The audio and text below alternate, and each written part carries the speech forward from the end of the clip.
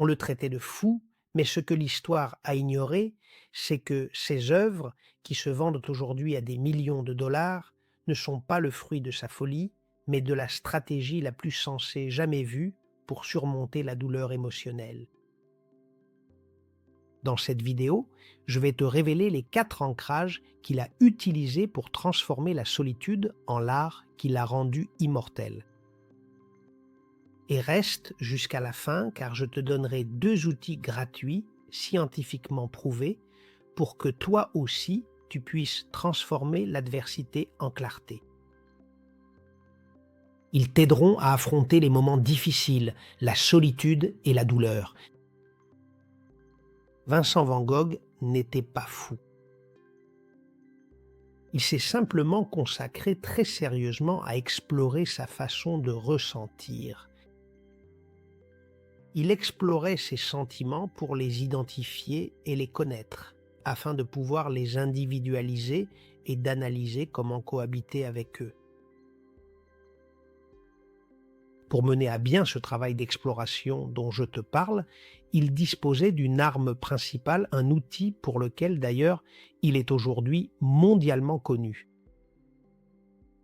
C'est la première de ces encres dont je vais te parler aujourd'hui, la peinture.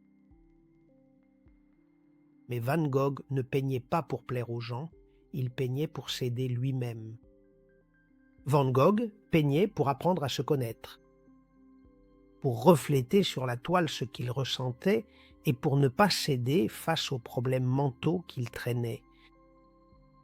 Il savait que, bien souvent, la force et l'intensité de sa façon de ressentir les choses l'éloignaient du reste du monde, et cela lui causait une instabilité mentale.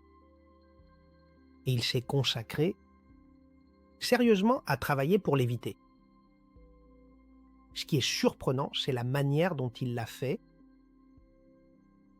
Vincent van Gogh a peint plus de 2000 tableaux au cours des 10 dernières années de sa courte vie. Mais attention, regarde bien, de son vivant, il n'a vendu qu'un seul tableau, La Vigne Rouge, et il l'a fait lors d'une exposition collective où il a présenté 2 œuvres à Bruxelles, en Belgique. Le tableau a été acheté par une collectionneuse belge qui s'appelait Anna Bosch pour 400 francs de l'époque, c'est-à-dire environ 1000 dollars à la valeur actuelle.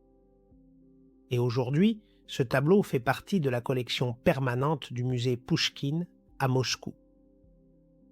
C'est l'un des musées les plus prestigieux du monde.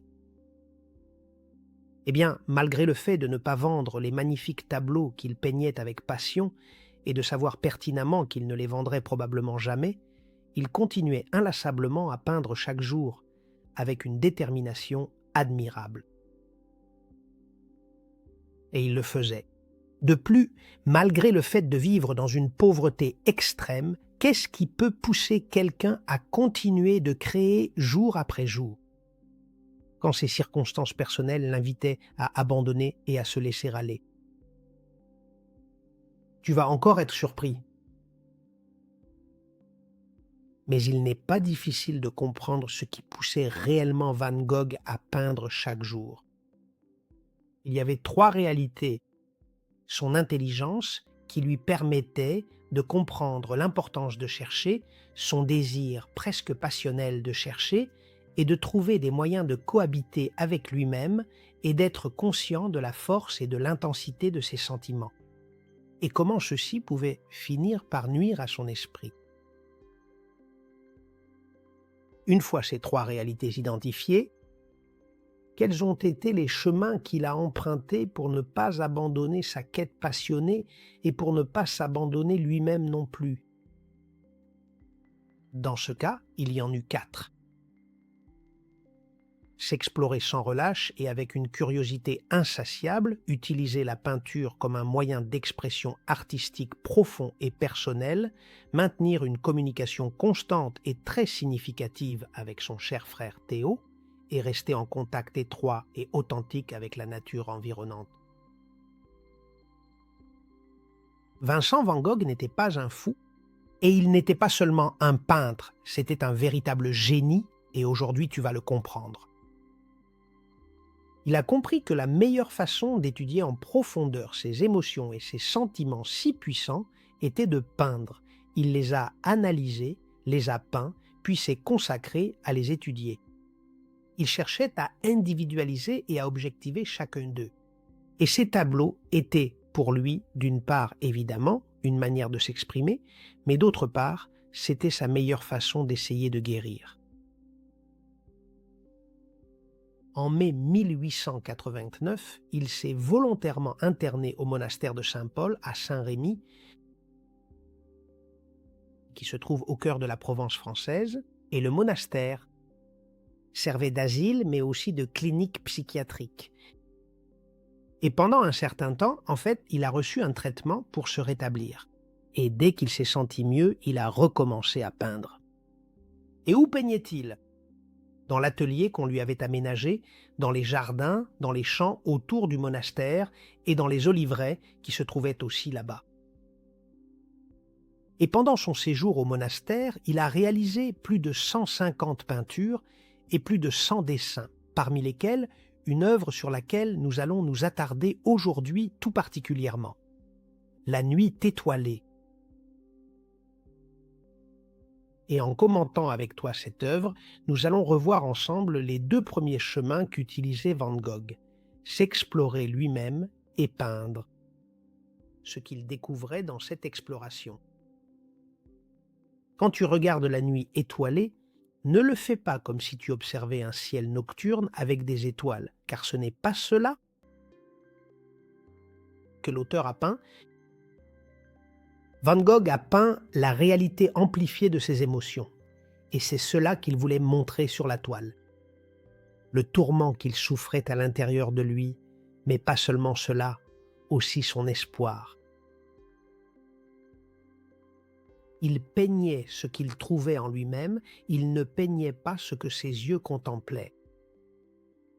Et pendant qu'il le faisait, ce qu'il cherchait, c'était à trouver ou à essayer de trouver de l'ordre dans l'incroyable et terrible chaos intérieur qu'il ressentait. Le ciel du tableau est représenté par des spirales. Pendant qu'il le faisait, ce qu'il cherchait, c'était à trouver ou à essayer de trouver de l'ordre dans le terrible chaos intérieur qu'il ressentait. Le ciel du tableau est représenté par des spirales turbulentes et des tourbillons de lumière. Chaque coup de pinceau, chaque tourbillon cherche à refléter les émotions que ressentait le peintre. En fait, une étude récente d'avril 2025, menée par des ingénieurs de l'Université de Virginie aux États-Unis, explique que les tourbillons représentés dans le tableau, contrairement à ce que l'on affirmait jusqu'à présent, n'avaient pas pour but d'être une démonstration scientifique. Ils ne suivent pas les lois du flux physique réel. Ils étaient et ne sont qu'une expression artistique. Van Gogh ne copiait pas la réalité.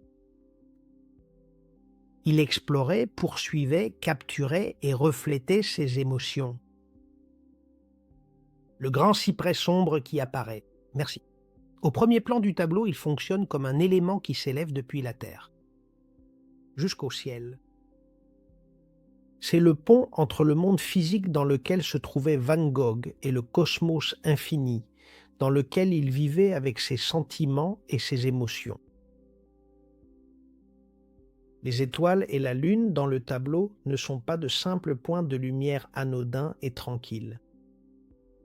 Il les a représentés comme des auréoles vibrantes. Plein d'énergie et de couleurs, ils représentent le cri d'espoir de Van Gogh, comme s'il voulait peindre le réconfort spirituel qu'il trouvait en eux et qui lui permettait de s'éloigner du désespoir terrestre dans lequel il vivait. Je t'invite à prêter attention car il est vraiment surprenant tout ce que tu peux arriver à comprendre aujourd'hui de ce génie de la peinture universelle. S'explorer lui-même et peindre dans ses tableaux et dessins ce qu'il découvrait, voilà ce qui constituait son premier et son deuxième chemin. Sur sa troisième voie, pour ne pas s'abandonner, Vincent écrivait régulièrement à son frère Théo.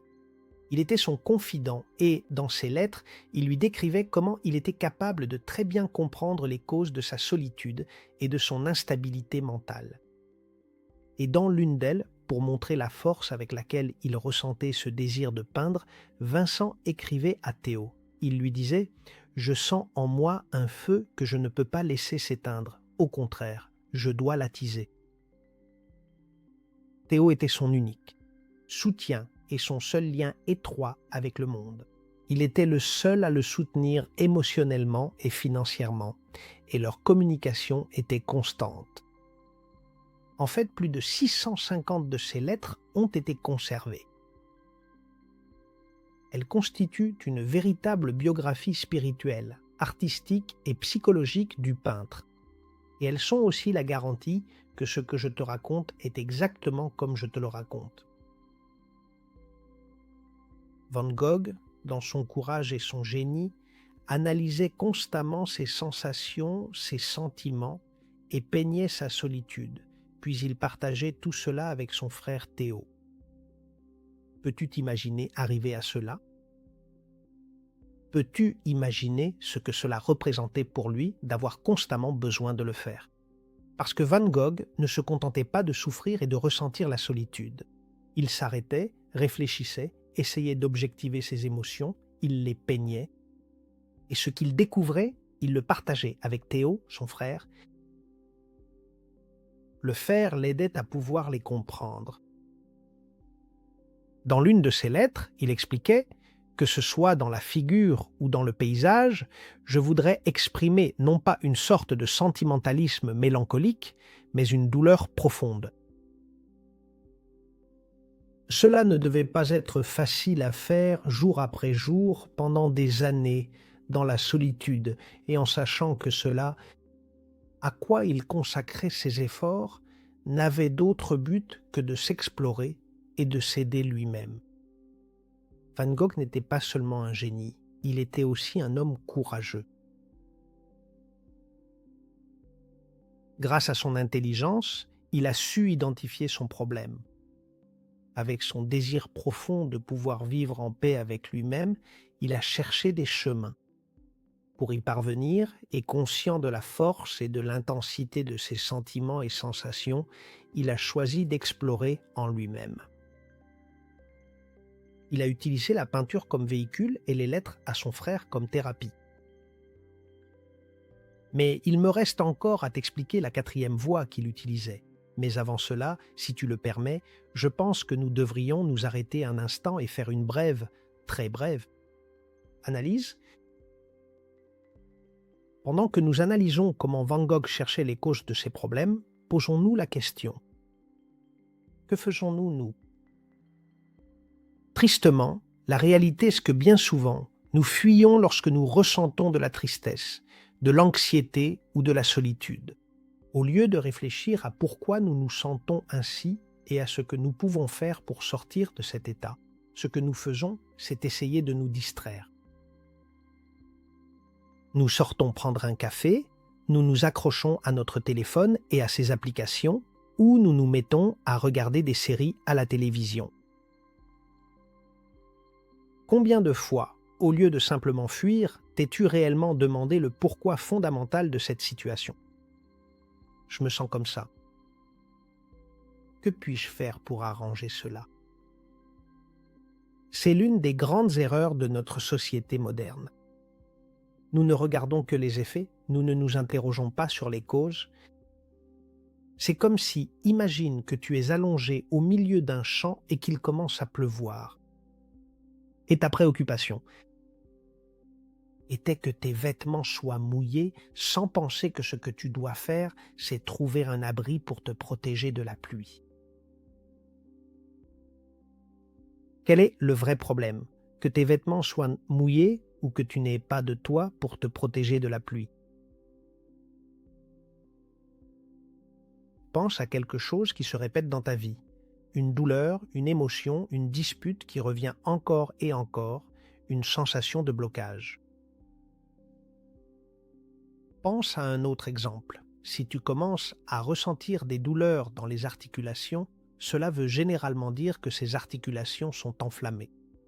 Alors, face à cette situation, ce que tu peux faire, c'est rester immobile pour ne pas avoir mal et commencer à prendre des calmants pour réduire la douleur. Les effets des antidouleurs, et donc la douleur reviendra dès que tu ne seras plus sous l'effet des calmants. Dans quelques mois, il est fort probable que tu te retrouves encore plus limité dans ta capacité à bouger ou à travailler. Sur les causes qui ont provoqué l'inflammation, il s'agira généralement d'une alimentation inadaptée ou du fait de ne pas faire d'exercice avec ses articulations. Un autre exemple, si tu remarques que ta vie sociale est affectée et que tu ne te sens pas bien avec toi-même, il est fort probable que ce ne soit ni le travail, ni les études, ni même ton partenaire, ni la circulation, ni le mauvais temps qui en soit de la cause. Et très probablement, ce ne sont pas non plus les amis. En réalité, il est bien plus probable que ce soit quelque chose en toi-même qui ne va pas. Vers un futur incertain, si tu ressens un manque profond de direction claire dans ta vie actuelle et que tu n'as pas encore clairement et précisément défini quelle est ta véritable mission essentielle en ce moment crucial de ton existence. Ou alors, tout simplement, tu n'es pas aussi courageux et déterminé que tu devrais véritablement l'être pour te lever, prendre les choses en main et commencer à avancer résolument dans la bonne direction, celle qui te mènera vers tes objectifs. Et tu le sais. Tout cela peut te pousser à douter ou à te sentir peu sûr de toi, et ce sont ces doutes qui te font t'éloigner, être triste sans raison apparente ou parfois même en colère. Et face à cela, te semble-t-il raisonnable de ne pas travailler à chercher? Qu'est-ce qui provoque ces sensations? Et pourtant, tu préfères en rejeter la faute sur des problèmes au travail, les études, ton partenaire, la circulation ou le mauvais temps. Van Gogh a bien compris ce qui lui arrivait et il s'est mis à travailler dessus. Toi aussi tu peux le faire. Si tu ne fais pas l'effort conscient de t'arrêter un instant pour observer attentivement ce qui te fait réellement mal, tu n'arriveras absolument pas à comprendre précisément ce que c'est ni pourquoi cela se produit. Ce sont les causes qui provoquent cette douleur. Et si tu ignores les causes, l'effet, c'est-à-dire la douleur, reviendra. Et chaque fois, elle reviendra plus forte, chaque fois plus profonde, comme cette douleur qui revient quand l'effet des calmants s'estompe. Ce n'est pas si difficile, non, ça ne l'est pas. Et c'est justement le sujet de la vidéo d'aujourd'hui. Vous avez absolument besoin de chemins, de voies claires, d'itinéraires bien définis, et les chemins que vous empruntez pour mener à bien ce processus intérieur et personnel doivent aussi être des outils essentiels qui vous empêchent de sombrer, de vous perdre en chemin. Ancre. Une ancre est: qu'est-ce qui permet à un navire de s'ancrer à terre afin que les courants ne l'emportent pas? C'est-à-dire, et c'est très important, l'outil utilisé pour empêcher le bateau de couler. Parce que s'il coule, parce que si le courant l'emporte, il finira par sombrer. Nous avons tous besoin d'identifier, nous avons besoin d'avoir nos propres ancres. Quelles sont les tiennes? Celle de Van Gogh, la première, c'était s'explorer lui-même. Il étudiait ses sentiments et ses émotions. La deuxième était de peindre ce qu'il découvrait. La troisième, partager ses découvertes avec son frère. Il ne se contentait pas de constater qu'il avait une blessure, il l'observait. Et toi, en fait, si tu es toujours là, il est fort probable que, sans t'en rendre compte, tu médites déjà et observes à l'intérieur de toi-même. Mais ces trois-là n'étaient pas vraiment ses seules véritables ancres dans sa vie. L'exploration qu'il menait l'obligeait à analyser et à synthétiser la douleur et la solitude qu'il ressentait.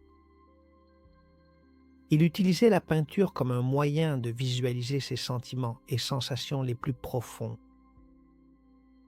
Et lorsqu'il regardait ces images peintes par lui-même et qui étaient nées de son fort intérieur, il pouvait les objectiver, il pouvait les identifier. l'image l'aidait dans leur importance et dans leurs effets. Et puis vinrent les lettres, qui étaient sa manière la plus humaine et la plus verbale de partager ce que représentait pour lui cette solitude et cette douleur qu'il éprouvait. Mais comme je te le disais, il avait aussi une quatrième voie, une quatrième ancre pour éviter d'être emporté par les courants. Et c'était peut-être son meilleur lien thérapeutique, peut-être l'outil qui l'aidait le mieux à guérir. De plus, c'était son refuge primordial, la nature. Van Gogh utilisait les oliviers, les cyprès, les champs de blé, les étoiles, comme son meilleur langage émotionnel. Et en peignant un cyprès agité ou un ciel tourmenté, ce qu'il faisait, c'était exprimer son propre état d'âme. Et en l'ayant peint sur une toile, en dehors de lui-même, il ne l'avait plus dans sa tête. C'était sur la toile, il arrivait à le voir. Et de cette façon tangible, il pouvait l'analyser. Il peignait avec des couleurs qui, parfois, peuvent surprendre celui qui ne fait que regarder le tableau sans imaginer la véritable raison de ces couleurs. Et elles ne sont ni le fruit du hasard, ni le reflet de ce que le peintre voyait avec ses yeux. Ces couleurs sont le reflet de ce qu'il trouvait en s'explorant au plus profond de lui-même. Et c'est ainsi qu'il le racontait à Théo dans ses lettres. Il lui parlait des couleurs qu'il utilisait et lui expliquait comment ces couleurs lui permettaient de prendre du recul, de son expérience immédiate et de se concentrer sur les aspects techniques et émotionnels de son véritable art qui était celui de s'explorer lui-même. En quelques mots, la nature et tout le reste. Ce qui l'inspirait, c'était des liens thérapeutiques, c'était un outil de plus pour essayer de guérir. Suis son exemple, approfondis, ne te contente pas de constater tes problèmes, travaille à en chercher les causes et analyse les outils ou les ancres, si tu préfères les appeler ainsi, qui t'aideront le mieux à éviter d'être emporté par les courants. Et visualise ton succès. Tu as seulement besoin d'être constant dans ton analyse. Van Gogh a su transformer ses problèmes émotionnels et les causes de sa solitude en un héritage qui sera sans aucun doute précieux pour des générations. Et toi, au minimum, tu peux faire la même chose pour trouver la force dont tu as besoin chaque jour, pour continuer d'avancer. Qu'est-ce qui peut t'aider à y parvenir ? Eh bien, permets-moi de te donner 2 outils supplémentaires, très basiques et gratuits. Si tu apprécies tout ce que tu peux accomplir en utilisant les outils que je vais te donner, tu pourras donner un sens à chacun d'eux.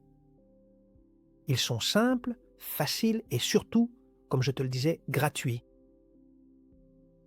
Et ce n'est pas seulement moi qui le dis, c'est aussi ce qu'affirme le Greater Good Science Center de l'Université de Californie à Berkeley. Autrement dit, ce que je te dis repose sur des bases scientifiques. Quels sont ces 2 outils ? Le premier, sortir. Sortir dans la rue, te promener tranquillement, t'entourer pleinement de la nature environnante, ne vous isolez jamais, sortez et explorez le monde, vous libérerez naturellement et profondément des endorphines bénéfiques et vous vous sentirez bien mieux, plus serein. Vous boosterez ainsi votre énergie positive et explorerez votre monde intérieur sous un angle nouveau et enrichissant. Positif. Quel est le deuxième outil ? Écrire. Écrivez et essayez de le faire régulièrement sur papier, dans un journal ou dans une application. C'est quelque chose qui t'aidera à découvrir tes schémas émotionnels, c'est-à-dire ta façon habituelle de ressentir. Et écrire demande de l'attention et un certain silence autour de toi lorsque tu t'y mets. Concentre-toi sur ce qui te fait ressentir ce que tu ressens, quelque chose que toi seul peux comprendre. Écris-le, consacre 10 minutes par jour à cet exercice et demande-toi Qu'est-ce qui me bloque aujourd'hui? D'où cela vient-il? Ce que je ressens. Et une chose vraiment très importante à ce stade précis, ne cherche absolument pas de réponse parfaite et définitive. Tu es seul et tu écris pour toi-même. Écris avec sincérité. Et en le faisant, tu commenceras véritablement à guérir profondément à la racine de tes problèmes. Cela pourrait être le chemin le plus direct vers la rencontre avec ces causes qui provoquent tes moments difficiles, les causes. Les études de l'Université de Californie dont je t'ai parlé montrent que tenir un journal réduit le stress. Et pourquoi? Très simple, parce qu'écrire t'aide à traiter tes émotions. C'est-à-dire, cela te permet de les observer et le faire de l'extérieur, les visualiser donc avec plus d'objectivité. Exactement comme le faisait Van Gogh en peignant puis en écrivant à Théo, son frère. Les voir reflétées sur la toile et colorées l'aidaient à les contempler, lui permettaient de réfléchir à leur sujet et ainsi, ensuite, il pouvait écrire sur elles. Lorsque tu atteindras cette objectivité, il est normal que tu commences à expérimenter. En très peu de semaines, tu constateras des améliorations dans ta santé mentale et ton équilibre. Le fait de savoir exactement ce qui te cause de la douleur ou de la solitude et de l'avoir objectivé, c'est-à-dire de l'avoir clair pour toi, comme si tu avais pu le peindre sur une toile, t'aidera à ressentir cette amélioration. Une autre étude liée à la précédente et publiée en 2013 a révélé que 76% des personnes qui ont écrit sur leurs sensations avant une opération chirurgicale se sont senties guéries quelques semaines plus tard. Et une autre, encore plus ancienne, en 2003, a conclu que cette pratique montrait également des bénéfices cognitifs. C'est pour cela que je te disais que Van Gogh n'était pas seulement un homme courageux, il était aussi et surtout un génie. Si vous n'observez pas et n'identifiez pas ce qui vous fait souffrir, cette douleur persistera. Et Van Gogh l'avait parfaitement compris. Et ainsi, il l'a partagé avec son frère. Il ne s'agit pas seulement d'être courageux, il s'agit aussi d'être intelligent, et tu l'es. C'est juste que vous n'y avez probablement jamais pensé de cette façon. Gardez ceci à l'esprit. Lorsque vous comprenez les causes, les effets changent. Van Gogh a transformé sa douleur en beauté, et toi, tu peux transformer ton adversité en clarté. Commence aujourd'hui, sors te promener, écris, même si ce n'est que 10 minutes, et fais-le 3 jours de suite. Tu verras qu'il y a quelque chose en toi qui commence à bouger. Van Gogh ne peignait pas pour le monde, il peignait pour comprendre son propre chaos. Et toi, dis-moi, qu'est-ce que tu vas concrètement faire pour mieux comprendre le tien, ton propre chemin de vie? Si cette histoire inspirante t'a profondément plu, partage-la avec quelqu'un qui a vraiment besoin de se souvenir et se rappeler que même dans la plus grande adversité, il peut y avoir de précieuses opportunités à saisir. Et si tu veux que je te propose par exemple des applications qui pourraient t'aider à te mettre à écrire, ou si tu veux que je partage avec toi des études auxquelles je me suis référé, écris-moi dans les commentaires. Je te lis et je t'invite à aller de l'avant, toujours de l'avant.